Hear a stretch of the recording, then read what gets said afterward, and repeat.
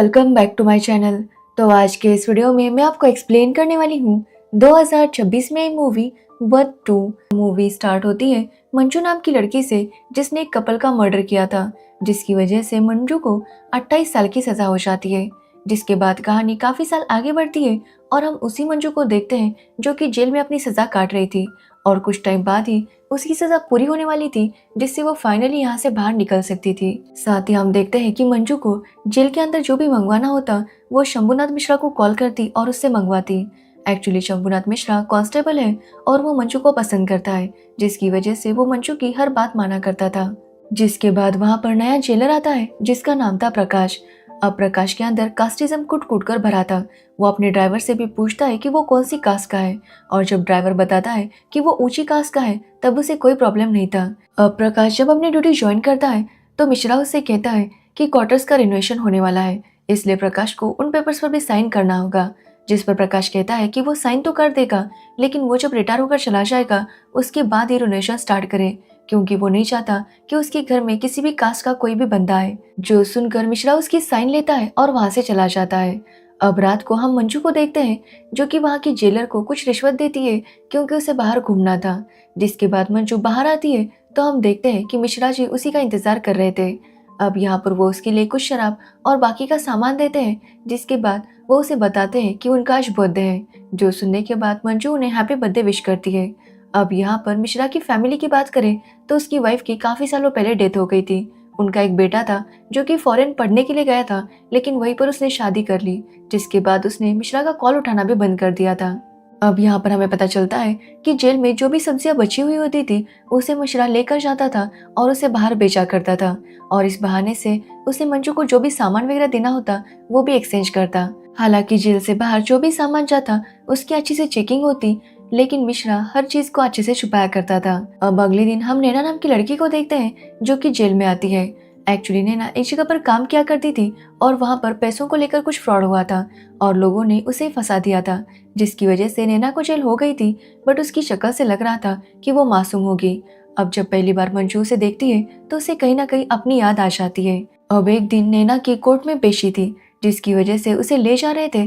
तब नैना देखती है केशव नाम के बंदे को जो कि एक क्रिमिनल था, और वो कुत्तों के पिल्लों को जानबूझकर गाड़ी के नीचे रखता है ताकि वो मर सके। ये देखकर नैना उससे काफी डर जाती है। जिसके बाद केशव के साथ ही वैन में उसे कोर्ट ले जाया जाता है, जहाँ पर हम देखते हैं कि केशव नैना को काफी बुरी नजर से देख रहा था। जिसके बाद जब सब लोग पुलिस वैन से उतरते हैं तो वहाँ पर जो रजनी नाम की जेलर थी उससे केशव नैना के बारे में पूछने लगता है। पहले तो रजनी उसे कुछ भी नहीं बता रही थी, बट केशव उससे पूछता है कि रजनी की बेटी अब कॉलेज जा रही होगी। अब ये सुनने के बाद रजनी काफी डर जाती है और उसे नैना का नाम बताकर वहां से निकल जाती है। जिसके बाद हम नैना को देखते हैं जो अपने लॉयर से बात कर रही थी। उसका लॉयर कहता है कि वो चिंता ना करे, आज उसे बेल मिल जाएगी। अब ये सुनने के बाद केशव तुरंत नैना के लॉयर को बुलाता है और उसे धमकाता है कि अगर आज नैना को बेल मिली तो उसके लिए अच्छा नहीं होगा। जो सुनने के बाद वो लॉयर काफी डर जाता है और नैना को बेल नहीं मिलती। एक्चुअली केशव एमएलए का भाई है, जिसकी वजह से उसका बहुत ज्यादा खौफ था। तो वही हम प्रकाश को देखते हैं जो लेडीज जेल में आता है और सबसे कहता है कि अगर किसी को भी कोई कंप्लेंट होगी तो वो कंप्लेंट बॉक्स में डाल दे, वो कंप्लेंट उस तक पहुंच जाएगी। ये बोलकर वो वहां से निकल जाता है। तो वही हम नैना को देखते हैं जो बहुत ज्यादा रो रही थी। ये देखकर मंजू से समझाती है कि वो कमजोर ना बने, वो जितनी सख्त होगी उतना अच्छे से मुकाबला कर पाएगी। जिसके बाद हम केशव को देखते हैं जो एक आदमी को बुरी तरह से पीटता है क्योंकि वो उसके एरिया में कपड़े धो रहा था। जो देखकर प्रकाश को काफी गुस्सा आता है और वो केशव को दूसरे जेल में शिफ्ट कर देता है जहाँ पर कुछ भी नहीं था। एक्चुअली केशव अभी जिस जेल में रुका हुआ था वहां पर सब कुछ था, मतलब एक होटल रूम जैसे वो रह रहा था। जिसके बाद केशव को प्रकाश पर काफी गुस्सा आता है और वो रात को प्रकाश को कॉल करके उसे बातें सुनाता है। जो सुनने के बाद प्रकाश भी काफी गुस्सा हो जाता है और वो तुरंत वापस आता है। वो जाकर केशव को बहुत ही बुरी तरह से पीटने लगता है, वो उसे बहुत ज्यादा मारता है, जिसके बाद वापस चला जाता है। अब अगले दिन जब प्रकाश पुलिस स्टेशन आता है तो उसे पता चलता है कि एक्चुअली केशव कल रात से गायब है और इसी वजह से इंक्वायरी बिठा दी गई थी, क्योंकि केशव कोई मामूली नहीं बल्कि एमएलए का भाई था। जिसके बाद वहां पर इन्वेस्टिगेशन के लिए इंस्पेक्टर आदित्य सिंह आता है, जिससे प्रकाश से पूछताछ करनी थी, बट प्रकाश उसे नहीं बताता कि उसने केशव को बहुत ज्यादा पीटा था। वो तो उसे बताता है कि केशव अचानक से गायब हो गया। अब आदित्य डिसाइड करता है कि वो वहीं पर रुकेगा और सबसे पूछताछ करेगा। वो सारे कांस्टेबल से और बाकी कैदियों से भी पूछताछ करता है, बट उसे यही पता चलता है कि उस दिन केशव को प्रकाश ने बहुत ही बुरी तरह से पीटा था और उसके बाद वो वहां से चला गया था। अब ये सब सुनने के बाद आदित्य को समझ नहीं आ रहा था कि आखिर उसके बाद क्या हुआ। अब आदित्य को एक कैदी से पता चलता है कि केशव नैना नाम की लड़की में इंटरेस्टेड था। अब ये सुनने के बाद आदित्य जाकर नैना से बात करता है तो नैना कहती है कि उसने कभी भी केशव से बात नहीं की। वो लोग पुलिस वैन में कोर्ट तक गए थे, जिसके बाद कोर्ट से यहाँ तक वापस आए थे। उसने बस उसे तभी देखा था। अब ये सुनने के बाद आदित्य उसे जाने देता है। जिसके बाद आदित्य जब बाकी कांस्टेबल्स के साथ रात को बातें कर रहा था, तब बाकी कांस्टेबल्स उसे बातों बातों में बताते हैं कि जिस रात केशव गायब हुआ था उसके बाद जेल में कोई आया नहीं था, बस एक मिश्रा ही था जो यहाँ से सब्जियां लेकर बाहर गया था। अब ये सुनकर आदित्य उनसे पूछता है कि रात को मिश्रा कौन सी सब्जी लेकर जाता है, तो वो लोग बताते हैं कि जेल में जो भी बची हुई सब्जी होती है उसे मिश्रा ले जाता है और बाहर जाकर बेचता है। अब ये सुनने के बाद आदित्य को मिश्रा पर डाउट आता है, इसलिए वो मिश्रा के घर जाता है, जहाँ पर वो देखता है कि मिश्रा के घर में एक बहुत बड़ा रेफ्रिजरेटर था, जिस पर मिश्रा उसे कहता है कि एक्चुअली ये रेफ्रिजरेटर उसे एक हलवाई ने गिफ्ट दिया था। अब ये सब सुनने के बाद आदित्य उससे पूछने लगता है कि आखिर वो रात को सब्जियां लेकर आता है तो क्या उस रात उसने केशव को भी बाहर लाया था, जिस पर मिश्रा कहता है कि जब वो जेल से सब्जियां बाहर लेकर आता है तो चेकिंग होती है। एक नुकीले वेपन को बोरियों में डाला जाता है और चेक किया जाता है कि सब्जी आई है या नहीं, और उस रात भी चेकिंग हुई थी। इसका मतलब यही है कि वो केशव को बाहर लेकर नहीं आया था। अब ये सब सुनने के बाद आदित्य को यकीन हो जाता है कि शायद मिश्रा ने ये सब कुछ नहीं किया, लेकिन हम देखते हैं कि जब मिश्रा ड्रिंक बनाने के लिए फ्रिज से बर्फ लाने जाता है तो उस फ्रिज में केशव की लाश थी, बट आदित्य को इसके बारे में कुछ भी पता नहीं चलता। वो वहां से निकल जाता है। अब दूसरे दिन आदित्य प्रकाश के पास जाता है और उसका स्टेटमेंट लेता है। अब प्रकाश भी कन्फेस कर देता है कि उस रात उसने केशव को बहुत ही बुरी तरह से पीटा था। जिसके बाद आदित्य अपनी रिपोर्ट तैयार करता है, जिसकी वजह से प्रकाश को सस्पेंड किया जाता है क्योंकि उसने केशव को इस तरह से पीटा था। जिसके बाद हम देखते हैं कि मंजू भी जेल से रिहा हो जाती है।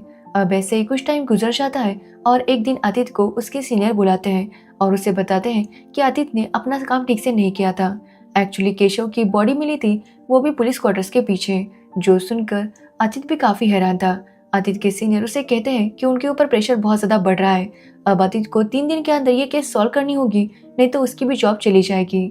जो सुनने के बाद आदित्य उस पुलिस स्टेशन वापस आता है और फिर से सब कुछ अच्छे से चेक करने लगता है, क्योंकि पहले तो उसे लगा था कि केशव वहां से भाग गया था, बट अब पता चल गया था कि केशव का मर्डर हुआ था। अब वो पहले उस जगह पर आता है जहाँ पर केशव की बॉडी मिली थी। वहां पर उसे एक गोल्ड की रिंग भी मिल जाती है।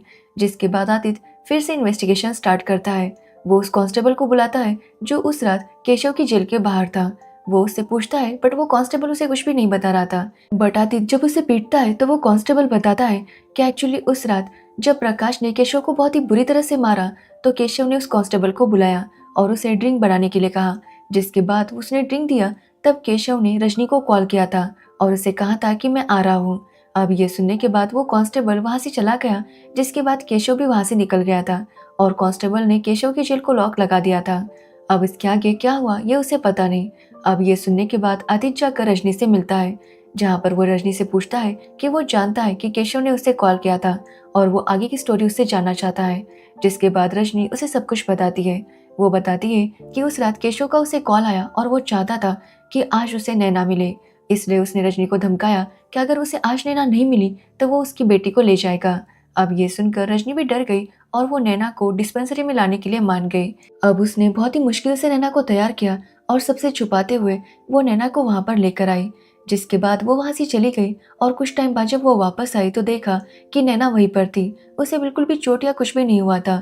ये देखकर वो नैना को लेकर वापस चली गई। जिसके बाद उसने नैना को जेल में छोड़ दिया और वापस अपने घर में चली गई। अब ये सुनने के बाद आदित्य रजनी से कहता है कि उसे ऐसा करते हुए शर्म नहीं आई क्या। जिस पर रजनी बताती है कि उसके हस्बैंड बहुत ज्यादा बीमार थे, उनकी दवाई के लिए पैसे चाहिए थे और तब केशव ने उनकी मदद की थी और उसके लिए रजनी को कई बार उसके साथ सोना पड़ा था। बट अब केशव की नज़र उनकी बेटी पर थी और केशव ने उसे धमकाया था कि अगर नैना नहीं मिली तो उसे रजनी की बेटी चाहिए, और इसी वजह से रजनी ने अपनी बेटी को बचाने के लिए नैना के साथ ये सब कुछ किया। अब ये सुनने के बाद आदित्य समझ जाता है कि आगे की कहानी उसे नैना से ही पता चलेगी, इसलिए वो एक स्टोर में जाता है जहाँ पर नैना काम किया करती थी और उसे एक पार्क में आकर मिलने के लिए कहता है। जिसके बाद नैना जब उसे पार्क में मिलने आती है तो आदित्य उससे पूछता है कि क्या हुआ था। जिस पर नैना कहती है कि वो जानती है कि आदित्य यहाँ पर क्यों आया है, और वो बताती है कि मैंने ही वो मर्डर किया है, इसलिए वो जब चाहे वो उसे अरेस्ट कर सकता है। ये बोलकर नैना वहां से जाने लगती है तो आदित्य उससे पूछता है कि आखिर वो किसे बचाने की कोशिश कर रही है। वो नैना से वादा करता है कि वो कभी भी किसी गलत को सजा नहीं होने देगा, और अगर वो सच्चा है तो वो उसे बचाने की पूरी कोशिश करेगा। अब ये सुनने के बाद नैना उसे सब कुछ बताती है। एक्चुअली उस दिन रजनी ने नैना से कहा कि आज रात वो अलग से सोए, क्योंकि आज रात वो उसे ले जाएगी। ये सुनकर नैना काफी रोने लगी। जिसके बाद रात को रजनी उसे डिस्पेंसरी लेकर गई, जहाँ केशव पहले से उसका इंतजार कर रहा था। अब जैसे उसने नैना को देखा, वो नैना के साथ जबरदस्ती करने लगा। नैना उससे रिक्वेस्ट करने लगी कि वो ऐसा ना करे, बट केशव उसकी कोई बात सुनने के लिए तैयार नहीं था। तभी उसकी आवाज मंजू ने सुनी, जो कि बाहर ऐसे ही वॉक के लिए आई थी। और मंजू ने जैसे ये देखा, उसने केशव पर अटैक किया और उसे रोकने की कोशिश की, बट केशव तो मंजू को मार ही डालने वाला था। ये देखने के बाद नैना और मंजू ने मिलकर केशव पर अटैक किया, जिसके बाद केशव बेहोश हो गया। जिसके बाद मंजू ने नैना से कहा कि वो बाहर जाकर बैठे और रजनी को अंदर आने ना दे। जिसके बाद नैना जाकर बाहर बैठी, और जैसे रजनी आई वो रोने लगी कि उसे वापस जाना है। जिसके बाद रजनी उसे वापस लेकर चली गई। अब उसके बाद क्या हुआ ये उसे पता नहीं। अब ये सब सुनने के बाद आदित्य उससे पूछता है कि अब मंजू कहाँ पर है, जिस पर वो बताती है कि उसे भी पता नहीं, उसे बस मंजू की दोस्त से इतना ही पता चला है कि वो पहाड़ों में मैगी बेचती है।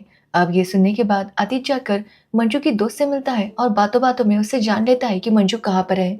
जिसके बाद उसे पता चलता है कि मंजू धर्मशाला में है, इसलिए वो वहां पर जाता है और मंजू को ढूंढने लगता है। साथ ही उसे ये भी पता चल गया था कि जब से मंजू गई है तब से मिश्रा भी यहाँ पर नहीं है, इसलिए वो समझ गया था कि वो दोनों साथ में ही है। जिसके बाद आखिरकार आदित्य को उन दोनों का पता चल ही जाता है, और वो उनसे सच जानना चाहता था। वो उन दोनों से कहता है कि वो अभी के अभी उसे सब कुछ सच बता दे। अब यहाँ पर हमें पूरी सच्चाई पता चलती है। एक्चुअली नैना जब डिस्पेंसरी से चली गई थी, तो उसके बाद मंजू ने देखा कि केशव अभी जिंदा था और उसने मंजू पर अटैक किया। वो मंजू को जान से मारने वाला था, जिसकी वजह से मंजू ने भी उसके ऊपर अटैक किया और उसकी मौत हो गई। अब ये देखकर मंजू काफी डर गई। जिसके बाद उसने मिश्रा को कॉल किया और मिश्रा ने उसे कहा कि वो आकर इस डोर को ओपन करे ताकि वो भी अंदर आ सके। जिसके बाद मंजू ने किसी तरह से चाबी चुराई और गेट को ओपन किया, और वहां पर मिश्रा भी अंदर आ गया। अब मिश्रा ने जब केशव की बॉडी को देखा तो उसने केशव की बॉडी को एक बोरी में भर दिया। जिसके बाद वहां का सारा खून साफ किया, और उसने केशव की बॉडी को इस तरह से रखा जैसे वो सब्जियां ले जा रहा हो, और इस तरह से वो केशव की बॉडी को बाहर ले जा रहा था। तब पुलिस वालों ने उसे रोका ताकि वो चेकिंग कर सके। अब यहाँ पर मिश्रा ने उनके हाथ से वो वेपन लिया और खुद ही बोरी में डालकर दिखाने लगा कि किस तरह से उसने सब्जियां रखी है। अब ये देखकर पुलिस वालों को भी उसके ऊपर डाउट नहीं हुआ, और इस तरह से मिश्रा केशव की बॉडी को बाहर लेकर आया और उसने केशव की बॉडी को वहीं पर दफन कर दिया जहाँ पर पुलिस क्वार्टर्स पड़ने वाली थी। अब ये सब सुनकर आदित्य उनसे कहता है कि उन दोनों को सजा होगी, भले केशव गलत था बट ये लोग उसे मार नहीं सकते। जो सुनकर मिश्रा कहता है कि आदित्य को क्या लगता है कि केशव की बॉडी उन्हें ऐसे ही मिल गई। मिश्रा कहता है कि उसने जानबूझकर केशव की बॉडी को वहां पर गाड़ा था, क्योंकि उसे पता था कि क्वार्टर्स का काम होने वाला है और जल्दी वहां पर खड्डा निकाला जाएगा और वहां पर उन्हें केशव की बॉडी मिल जाएगी। वो बताता है कि अगर वो चाहता तो जंगल में कहीं पर भी उसकी बॉडी दफना सकता था, लेकिन उसने ऐसा इसलिए किया क्योंकि वो चाहता था कि कुछ टाइम बाद केशव की बॉडी सबको मिल जाए। अब ये सुनकर आदित्य काफी हैरान था। जिसके बाद मिश्रा उससे पूछता है कि बॉडी के पास उसे रिंग भी तो मिली होगी, जिस पर आदित्य कहता है कि उसे रिंग मिली है और उसे ये भी पता चला है कि ये रिंग प्रकाश की है। अब ये सुनकर आदित्य समझ जाता है कि एक्चुअली मिश्रा इस समय प्रकाश को फंसाना चाहता था।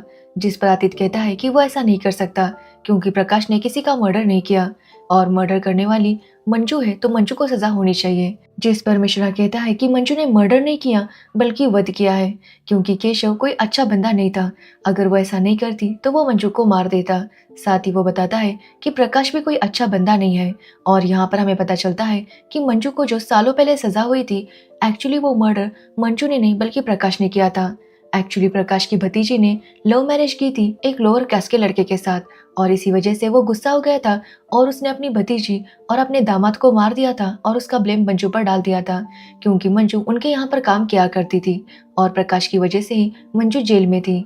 अब यहाँ पर मिश्रा कहता है कि प्रकाश ने वो मर्डर किया था बट सजा मंजू को हो गई, और अब मंजू ने मर्डर किया है तो अब प्रकाश को सजा काटनी चाहिए। मिश्रा कहता है कि जब मंजू को सजा हुई थी तो उसके पास पावर नहीं थी, जिसकी वजह से वो कुछ भी नहीं कर पाई। बट जब केशव को उसने मारा तो उनके पास पावर थी और इसी वजह से उन्होंने केशव की बॉडी को इस तरह से बाहर लाकर गाड़ दिया। और अब आदित्य के पास पावर है कि वो डिसाइड कर सकता है कि किसे सजा होनी चाहिए। अब ये सुनने के बाद आदित्य को भी एहसास होता है कि मंजू ने जो कुछ भी किया था वो गलत नहीं था और कहीं ना कहीं इस सब में सबसे बड़ा कसूरवार केशव और प्रकाश थे। अब यहाँ पर मैं एक बात बताना भूल गई कि केशव की बॉडी के पास प्रकाश की रिंग कैसे आई। एक्चुअली प्रकाश ने जब केशव को पीटा था तो उसकी रिंग वहां पर गिर गई थी, जिसके बाद जब प्रकाश वहां से चला गया था, जिसके बाद केशव ने उसे देखा और पहन लिया। जिसके बाद मंजू ने जब केशव को मारा तब वहां पर मिश्रा ने जब केशव की बॉडी देखी तब उसकी बॉडी पर वो रिंग थी। ये देखकर मिश्रा समझ गया कि ये प्रकाश की रिंग है और इसी वजह से उसने जानबूझकर केशव को इस तरह से गाड़ा कि उसकी बॉडी जब भी मिलेगी तो उसके पास ये रिंग भी मिलेगी और सबको ऐसे ही लगेगा कि प्रकाश ने उसका मर्डर किया है।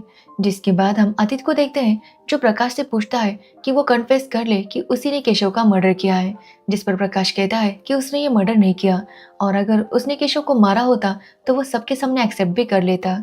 जिस पर आदित्य उससे पूछता है कि अगर प्रकाश के अंदर मर्डर एक्सेप्ट करने की इतनी हिम्मत है तो उसने जब अपनी भतीजी को और अपने दामाद को मारा था तब इस बात को एक्सेप्ट क्यों नहीं किया था। जो सुनकर प्रकाश भी काफी हैरान था।